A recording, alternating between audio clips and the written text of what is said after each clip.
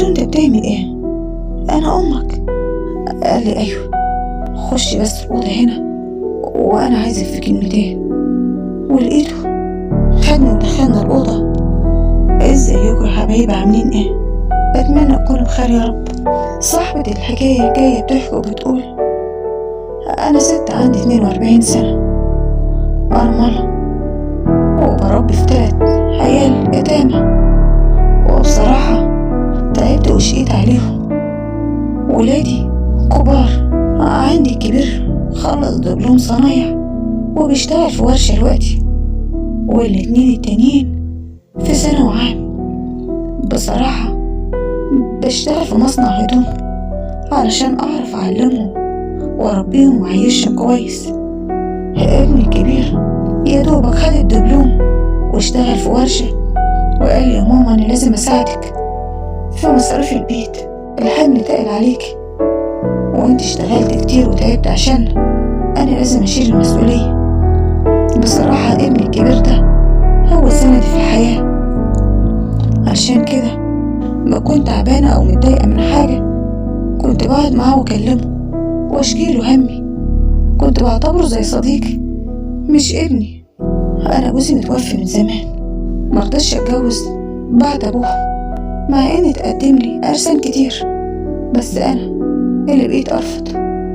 ويا ريتني ما رفضت، يا ريتني جبت لهم راجل كويس محترم يشيل معايا المسؤولية. ما هي المسؤولية بيكون العيال صغيرين بتكون خفيفة شوية عن المسؤولية بتاع العيال لما يكبروا بتكون كبيرة ومشاكل كتير. عشان كده أنا مش قادرة عليها لوحدي. أنا في السن ده محتاجة حد يحبني ويطبطب عليا لما أكون متضايقة أو زعلانة. أنا وصلت حاجة و40، يعني يمكن 42 سنة أو 43 سنة، والسن ده بيكون مرحلة خطرة، سن اليأس يعني زي ما بيقولوا. بيكون الواحدة بتفكر كتير ومحتاجة حاجات كتير، وبالذات هتكون محرومة من الراجل وما يكون جوزها ميت بقاله فترة كبيرة، وهي حاسة إنها وحيدة محرومة من حاجات كتير، إحساس بالحب والحنان.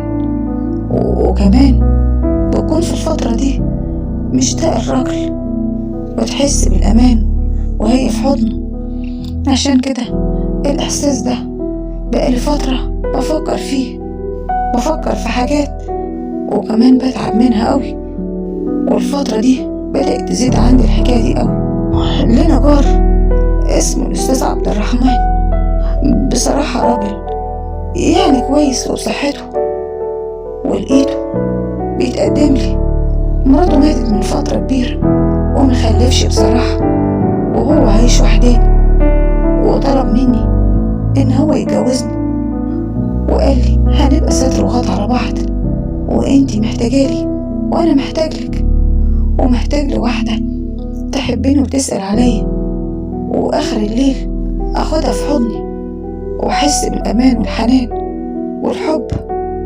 وبصراحة كلامه شوقني للجواز قوي، مع إنه كنت رافضاه ومنع الحوار ده من زمان، بس كلامه خلاني بدأت أفكر ودماغي تشتغل وتفكر في حاجات كتير قوي.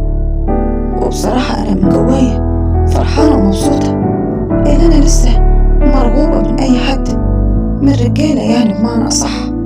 عشان كده من جوايا موافقة وبقيت مرحبة بالموضوع قوي، بس قلت له اديني فرصة أفكر وكمان أشاور ولادي وأخد رأيهم، هما اللي ليا في الدنيا دي. لقيته بيقول لي وماله، هما ولادك هما ولادي، وأنا ماليش بركة إلا هما، وأنا كمان ليا معاش كبير لأني كنت موظف، واللي هما عايزينه هعطيهولهم.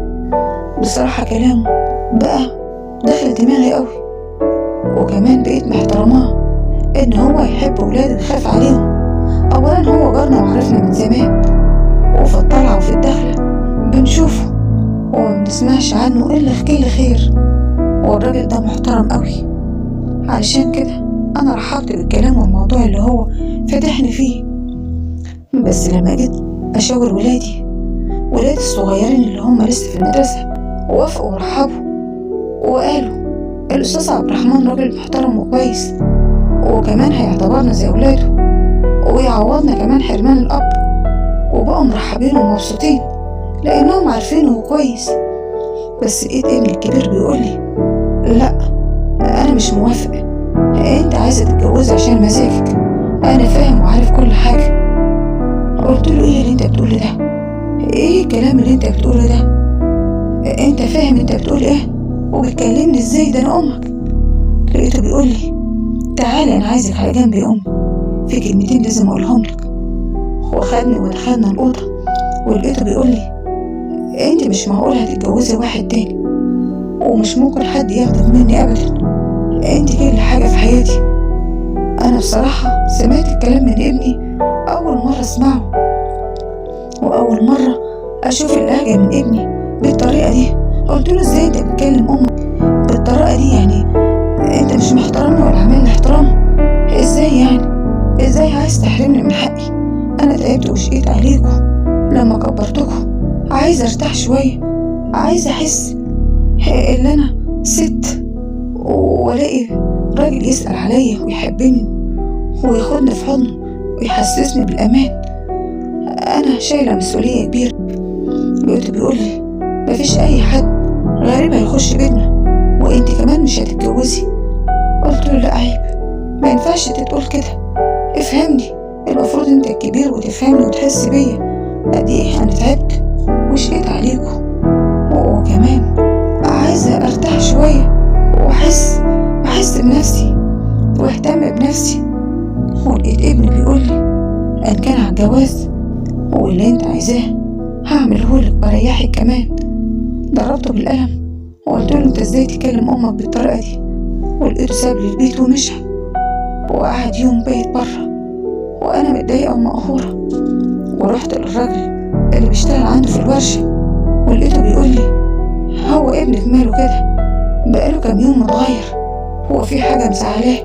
وقلت له مفيش، ده انا كنت بس بتناقش معاه انا وهو والموضوع كبر. وقلت له معلش ندهولي اكلمه. ولما ناداه قلت له معلش يا ياسر، حقك عليا، انا غلطت لما ضربتك، خلاص يا عم انا مش هتجوز، وخلاص يا عم اتجوزني انت بدل الاستاذ عبد الرحمن يا عم ان كان ده يريحك.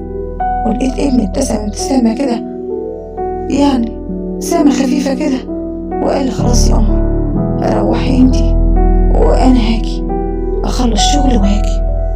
وابني لقيته خلص شغل وجه بقى بيقول لي ايوه كده يا ماما، عقلي احنا ملناش الا بعض، ستر وغطا على بعض. قلت له ايه انت رجعت تتكلم للهجة دي تاني؟ قال لي ايوه، خشي بس الأوضة هنا وانا عايزك في كلمتين، انت امي وانا بحبك، وما ينفعش ان انت تنامي في حضن راجل تاني ويكون غريب عننا. قلت له معقول؟ دي تربيتي فيك، ازاي انت تقولي كده؟ قال لي ما هو انت مش هتتجوزي اي حد تاني. قلت له لا، انت مش ابني اللي ربيته، كنت بعتبره سند ليا وظهر لما كنت تعبانه يسندني، انت ازاي بتكلمني بالطريقه دي؟ لقيته بيرد عليا وكلام كله جرح ويقولي امال انت عايزه تتجوزي ليه؟ بصراحه ما حسيتش بنفسي واغمى عليا وما درتش بنفسي، وفجأة لقيتني نايمة على السرير وحاسة بجسمي همدان ومش قادرة أتمالك نفسي. وبعد ما قمت وفقت كده ودخلت الأوضة عند ابني الكبير قلت له ليه عملت كده؟ أنا مش هسامحك، وأنت إلى ابني وأنا أعرفك. وسبته وطلعت ودخلت أوضته منهارة من العياط وأنا مش عارفة أعمل إيه، أطرده من البيت ولا أعمل إيه؟ جيت أحكي لكم حكاية عشان تلاقوا لي حل يا جماعة في اللي حصل من ابني. لو عجبتكم حكايتنا النهاردة ادعمونا باللايك والاشتراك في